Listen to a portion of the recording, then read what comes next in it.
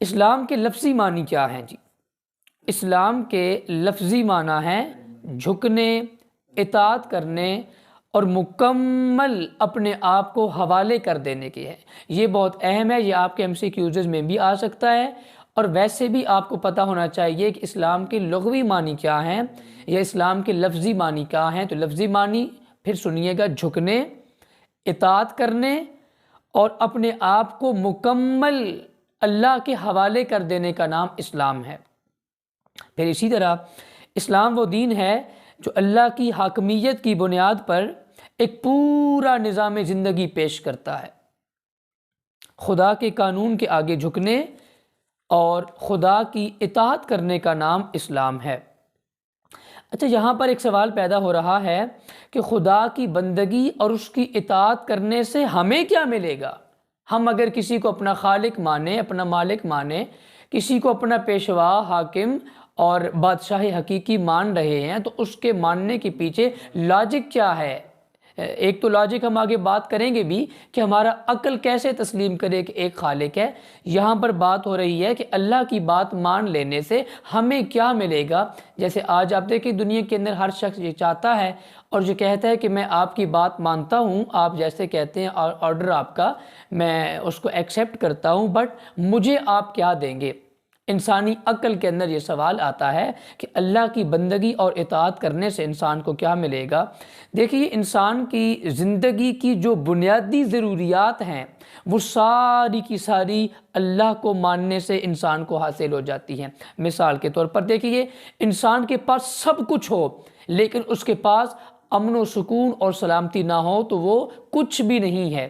سکون اگر نہ ہو تو اللہ کو ماننے سے حقیقی سکون، امن اور سلامتی نصیب ہوتی ہے۔ پھر اسی طرح انسان کے دل کو اطمینان نصیب ہوتا ہے۔ پھر اسی طرح انفرادی اور اجتماعی زندگی میں بہتری آ جاتی ہے۔ انسان کے انفرادی معاملات اور اجتماعی معاملات جب انسان اپنے آپ کو کسی کے سپرد کر دیتا ہے تو وہ بہت زیادہ بہتری کی جانب آ جاتے ہیں۔ اس پہ انشاءاللہ ڈیٹیل میں ہم آگے بات کریں گے بھی۔ پھر اسی طرح زندگی کا جو حقیقی مقصد ہے کہ ہمیں کیوں پیدا کیا گیا، ہم دنیا میں کیوں آئے ہیں، زندگی کا حقیقی مقصد اللہ کو ایک ماننے سے سمجھ میں آنے لگتا ہے۔ پھر اسی طرح بہترین معاشرے کی تکمیل ہوتی ہے، تشکیل پاتا ہے ایک بہترین معاشرہ۔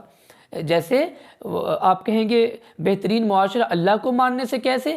جب اللہ تعالیٰ کے بتائے ہوئے قوانین اور اللہ تعالیٰ کے بتائے ہوئے حقوق و فرائض پر عمل ہوگا تو بہترین معاشرہ جب ایک دوسرے کا خیال رکھیں گے تو ڈیفینیٹلی وہ تشکیل پا جائے گا اور پھر اس کی تکمیل بھی ہوگی۔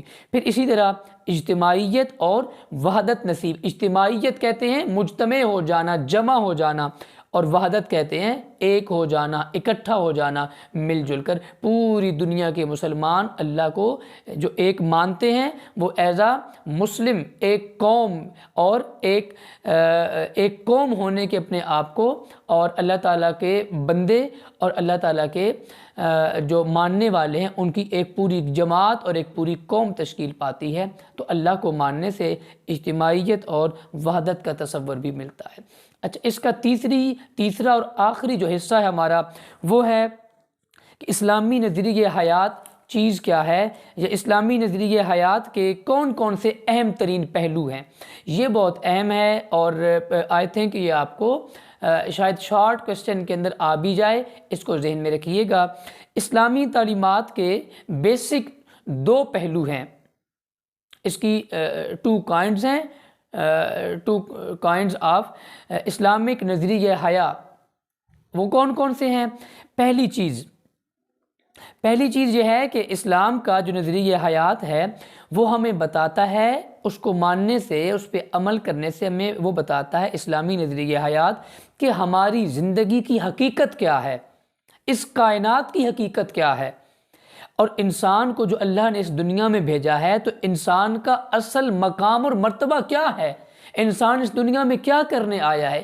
یہ بنیادی سوالات جو انسان کے ذہنوں میں اٹھتے ہیں، جو تمام تر فلاسفر اور تمام تر دانشور جو ازل سے ان سوالوں کی کھوج میں ہیں، وہ اسلامی نظریہ حیات ہمیں اس کا جواب بھی دیتا ہے۔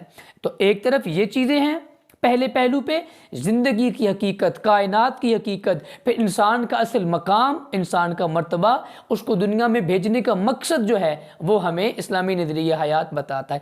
ایک یہ چیز، اور دوسری طرف دیکھیے اسلامی نظریہ حیات کو ماننے سے دوسری جانب ہمیں زندگی گزارنے کا تفصیلی قانون پتہ چلتا ہے، ڈیٹیلڈ، ہمیں پوری ڈیٹیل پتہ چلتی ہے، قانون پتہ چلتا ہے، اور انسان افراط و تفریط سے زگ زیگ میں جانے کے بجائے، دائیں بائیں بھٹکنے کے بجائے، کبھی ادھر کبھی ادھر توجہ ڈائیورٹ ہو رہی ہے، انسان اس سوچ میں ہے کہ میں کیا کروں، تو انسان کو بھٹکنے کے بجائے، کہیں بھی کمی یا زیادتی افراط و تفریط کرنے کے بجائے انفرادی اور اجتماعی زندگی میں توازن برقرار رکھتا ہے۔ یہ اسلامی نظریہ حیات اس کے لیے رہنمائی کرتا ہے۔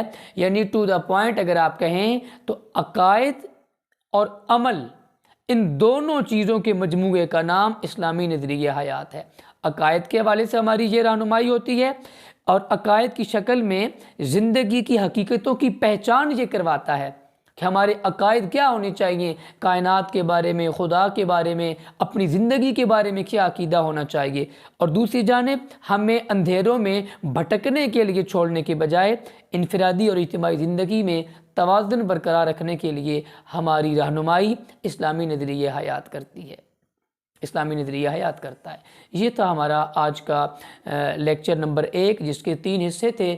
پہلے حصے میں اسلامی نظریہ حیات کا تعارف کروایا، دوسرے حصے میں دین کا مفہوم، دین کیا ہے، اور پھر آگے دین اسلام کو جو اللہ نے پسند کیا تو اسلام کی خصوصیات کیا ہیں، پھر تیسرے حصے میں اسلامی نظریہ حیات کے جو 2 اہم ترین پہلو ہیں اسلامی نظریہ حیات کو ماننے سے جو ہمیں ملتے ہیں، ان دونوں پہلوؤں پر ہم نے گفتگو کی ہے۔